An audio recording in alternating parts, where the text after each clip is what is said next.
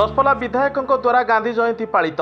जातिर पिता महात्मा गांधी 153तम पवित्र गांधी जयंती ब्रिटिश मान द्वारा भारतीय समाज में दासत्वर श्रृंखला भांगा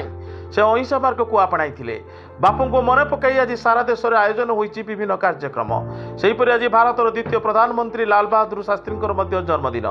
महात्मा गांधी को डाकरारे से स्वाधीनता आंदोलन में सामिल होते जय जवान एवं जय किसान स्लोगान पाई शास्त्रीजी देशवासी निकट में अमर हो रही गांधीजी और शास्त्रीजी जन्मदिवस में सारा देश मन पकाउछि। एही परिप्रेक्षी में दशपल्ला विधायक रमेश चंद्र बेहेरा निजर कर्मी को नहीं थाना सम्मुखें गांधी प्रतिमूर्ति और मेडिकल छक स्थित विजु बाबू प्रतिमूर्ति सहित दशपल्ला महापुरुषों प्रतिमूर्ति में पुष्पमाला अर्पण करते एसहित दशपल्ला डाक्तखाना रोगी को फल बंटन करते विधायक सहित एनएसी अध्यक्षा पूनम प्रियदर्शनी दशपल्ला ब्लॉक अध्यक्षा सुनंदा साहू सुशांत कुमार साहू कालिया सुखदेव मिश्र सनोज कुमार साहू अन्य कर्मी माने उपस्थित थिले।